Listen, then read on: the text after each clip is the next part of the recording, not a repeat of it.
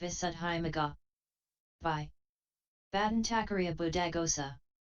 Translated from the Pali by Bhikkhu Naoamoli. Part 2 Concentration, Samadhi. Chapter 3. Taking a meditation subject. Kamahanagahonidasa. 184 Now, concentration is described under the heading of consciousness in the phrase develops consciousness and understanding, I.1. It should be developed by one who has taken his stand on virtue that has been purified by means of the special qualities of fewness of wishes, etc., and perfected by observance of the ascetic practices. But that concentration has been shown only very briefly, and so it is not even easy to understand, much less to develop. There is therefore the following set of questions, the purpose of which is to show the method of its development in detail. A. What is concentration? B. In what sense is it concentration? C. What are its characteristic, function, manifestation, and proximate cause? D. How many kinds of concentration are there? E. What is its defilement? F. What is its cleansing? G. How should it be developed? H. What are the benefits of the development of concentration? 1. 2. Here are the answers. A. What is concentration? Concentration is of many sorts and has various aspects. An answer that attempted to cover it all would accomplish neither its intention nor its purpose, and would, besides, lead to distraction, so we shall confine ourselves to the kind intended here, calling concentration profitable unification of mind. 3. B. In what sense is it concentration? It is concentration, samadhi, in the sense of concentrating, samadhana. What is this concentrating? It is the centering, adhana, of consciousness and consciousness concomitants evenly, samai, and rightly, sama, on a single object, placing, is what is meant. 85 So it is the state in virtue of which consciousness and its concomitants remain evenly and rightly on a single object, undistracted and unscattered, that should be understood as concentrating. 4. C. What are its characteristic, function, manifestation, and proximate cause? Concentration has non-distraction as its characteristic. 3. Its function is to eliminate distraction. It is manifested as non-wavering. Because of the words, being blissful, his mind becomes concentrated, di 73, its proximate cause is bliss. 5. D. How many kinds of concentration are there? 1. First of all, it is of one kind with the characteristic of non-distraction. 2. Then it is of two kinds, as access and absorption. 4. 3. Likewise as mundane and supramundane. 5. 4. As with happiness and without happiness, and 5. As accompanied by bliss and accompanied by equanimity. 6. It is of three kinds. 6. As inferior, medium, and superior. Likewise. 7. As with applied thought and sustained thought, etc. 8. As accompanied by happiness, etc. And 9. As limited, exalted, and measureless. It is of four kinds. 10. As of difficult progress and sluggish direct knowledge, etc. Likewise. 11. As limited with limited object, etc. 12. According to the factors of the four jhanas. 13. As partaking of diminution, etc. 14. As of the sense sphere, etc. And 15. As predominance, and so on. 16. It is of five kinds according to the factors of the five jhanas reckoned by the fivefold method. 6.1. Herein, the section dealing with that of one kind is evident in meaning. 2. In the section dealing with that of two kinds, access concentration is the unification of mind obtained by the following, that is to say, the six recollections, mindfulness of death, the recollection of peace, the perception of repulsiveness and nutriment, and the defining of the four elements, and it is the unification that precedes absorption concentration. Absorption concentration is the unification that follows immediately upon the preliminary work. 4.74. Because of the words, the first jhana preliminary work is a condition, as proximity condition, for the first jhana, Pa 2 350, SE. So it is of two kinds as access and absorption. 7.3. In the second dyad, mundane concentration is profitable unification of mind in the three planes. Supramundane concentration is the unification associated with the noble paths. So it is of two kinds as mundane and supramundane. 8.4. In the third dyad, concentration with happiness is the unification of mind in two jhanas. In the fourfold reckoning and in three jhanas in the fivefold reckoning. 86. Concentration without happiness is the unification in the remaining two jhanas. But access concentration may be with happiness or without happiness. So it is of two kinds as with happiness and without happiness. 9.5. In the fourth dyad, concentration accompanied by bliss is the unification in three jhanas in the fourfold and four in the fivefold reckoning.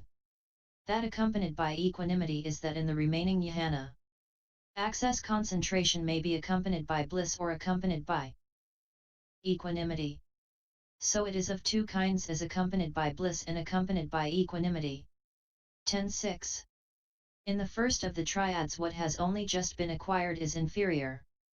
What is not very well developed is medium. What is well developed and has reached mastery is superior. So it is of three kinds as inferior, medium, and superior. 11.7. In the second triad, that with applied thought and sustained thought is the concentration of the first jhana together with access concentration. That without applied thought, with sustained thought only, is the concentration of the second jhana in the fivefold reckoning. For when a man sees danger only in applied thought and not in sustained thought, he aspires only to abandon applied thought when he passes beyond the first jhana, and so he obtains concentration without applied thought and with sustained thought only. This is said with reference to him. Concentration without applied thought and sustained thought is the unification in the three jhanas, beginning with the second in the fourfold reckoning and with the third in the fivefold reckoning, CD 3 219. So it is of three kinds as with applied thought and sustained thought, and so on. 12.8. In the third triad, concentration accompanied by happiness is the unification in the two first jhanas in the fourfold reckoning and in the three first jhanas in the fivefold reckoning. Concentration accompanied by bliss is the unification in those same jhanas and in the third and the fourth respectively in the two reckonings. That accompanied by equanimity is that in the remaining jhana. Access concentration may be accompanied by bliss and happiness or accompanied by equanimity. So it is of three kinds as accompanied by happiness, and so on. 13.9. In the fourth triad, limited concentration is unification on the plane of access. Exalted concentration is unification in profitable consciousness, etc. of the fine material sphere and immaterial sphere. Measureless concentration is unification associated with the noble paths. So it is of three kinds as limited, exalted, and measureless. 14.10. In the first of the tetrads there is concentration of difficult progress and sluggish direct knowledge. There is that of difficult progress and swift direct knowledge. There is that of easy progress and sluggish direct knowledge. And there is that of easy progress and swift direct knowledge. 15. Herein, the development of concentration that occurs from the time of the first conscious reaction up to the arising of the access of a given jhana is called progress. And the understanding that occurs from the time of access until absorption is called direct knowledge. That progress is difficult for some, being troublesome owing to the tenacious resistance of the inimical states beginning with the hindrances. The meaning is that it is cultivated without ease. 87. It is easy for others because of the absence of those difficulties. Also the direct knowledge is sluggish in some and occurs slowly, not quickly. In others it is swift and occurs rapidly, not slowly. 16. Herein, we shall comment below upon the suitable and unsuitable, 4.35f, the preparatory tasks consisting in the severing of impediments. 4.20, etc., and skill in absorption, 4.42. When a man cultivates what is unsuitable, his progress is difficult and his direct knowledge sluggish. When he cultivates what is suitable, his progress is easy and his direct knowledge swift. But if he cultivates the unsuitable in the earlier stage and the suitable in the later stage, or if he cultivates the suitable in the earlier stage and the unsuitable in the later stage, then it should be understood as mixed in his case. Likewise, if he devotes himself to development without carrying out the preparatory tasks of severing impediments, etc., his progress is difficult. It is easy in the opposite case. And if he is not accomplished in skill in absorption, his direct knowledge is sluggish. It is swift if he is so accomplished. 17. Besides, they should be understood as classed according to craving and ignorance, and according to whether one has had practice in serenity and insight. 7. For if a man is overwhelmed by craving, his progress is difficult. If not, it is easy. And if he is overwhelmed by ignorance, his direct knowledge is sluggish. If not, it is swift. And if he has had no practice in serenity, his progress is difficult. If he has, it is easy. And if he has had no practice in insight, his direct knowledge is sluggish. If he has, it is swift. 18. Also they should be understood as classed according to defilements and faculties. For if a man's defilements are sharp and his faculties dull, then his progress is difficult and his direct knowledge sluggish, but if his faculties are keen, his direct knowledge is swift. And if his defilements are blunt and his faculties dull, then his progress is easy and his direct knowledge sluggish, but if his faculties are keen, his direct knowledge is swift. 19. So as regards this progress and this direct knowledge, when a person reaches concentration with difficult progress and sluggish direct knowledge, his concentration is called concentration of difficult progress and sluggish direct knowledge, similarly in the cases of the remaining three. So it is of four kinds, as of difficult progress and sluggish direct knowledge, and so on. 2011.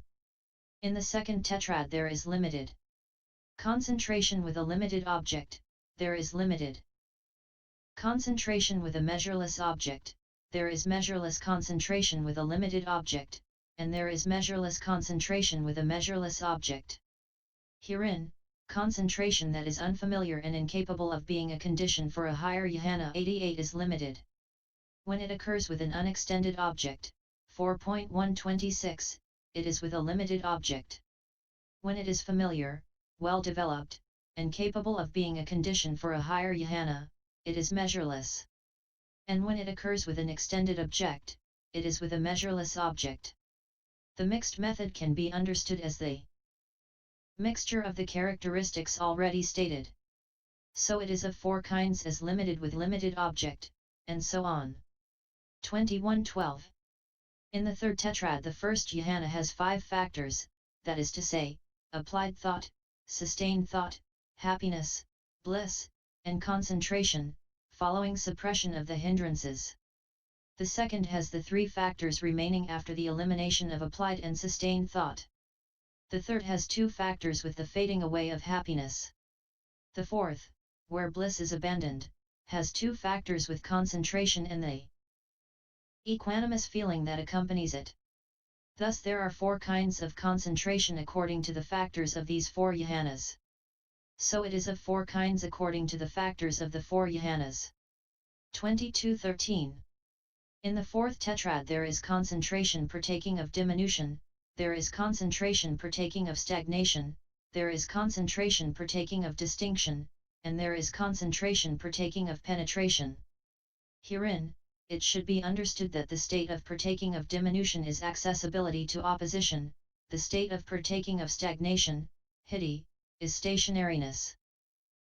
Sayahana, of the mindfulness that is in conformity with that concentration, the state of partaking of distinction is the attaining of higher distinction, and the state of partaking of penetration is accessibility to perception and attention accompanied by dispassion, according as it is said, when a man has attained the first jhana and he is accessible to perception and attention accompanied by sense desire, then his understanding partakes of diminution. When his mindfulness that is in conformity with that stagnates, then his understanding partakes of stagnation. When he is accessible to perception and attention unaccompanied by applied thought, then his understanding partakes of distinction. When he is accessible to perception and attention accompanied by dispassion and directed to fading away, then his understanding partakes of penetration, by 330. The kinds of concentration associated with that fourfold understanding are also four in number. So it is of four kinds as partaking of diminution, and so on. 2314. In the fifth tetrad there are the following four kinds of concentration, that is to say, sense sphere concentration, fine material sphere concentration, immaterial sphere concentration, and unincluded, that is, path concentration. Herein, sense sphere concentration is all kinds of access unification. Likewise the other three are respectively profitable unification of mind associated with fine material, immaterial, and path, jhana. So it is of four kinds as of the sense sphere, and so on. 2415. In the sixth tetrad, if a bhikkhu obtains concentration, obtains unification of mind, by making zeal, desire, predominant, 89, this is called concentration due to zeal. If, by making energy predominant. If, by making natural purity of consciousness predominant. If, by making inquiry predominant, this is called concentration due to inquiry, by 216-19. So it is of four kinds as predominance. 2516. In the pentad there are 5 jhanas by dividing into what is called the second jhana in the fourfold reckoning, c. 21, taking the second jhana to be due to the surmounting of only applied thought and the third jhana to be due to the surmounting of both applied and sustained thought. There are 5 kinds of concentration according to the factors of these 5 jhanas. So its fivefoldness should be understood according to the 5 sets of jhana factors. 26. E. What is its defilement? F. What is its cleansing? Here the answer is given in the Vibhoga. Defilement is the state partaking of diminution, cleansing is the state partaking of distinction, by 343. Herein, the state partaking of diminution should be understood in this way: when a man has attained the first jhana and he is accessible to perception and attention accompanied by sense desire, then his understanding partakes of diminution, by 330. And the state partaking of distinction should be understood in this way: when he is accessible to perception and attention unaccompanied by applied thought, then his understanding partakes of distinction, by 330. 27. G. How should it be developed?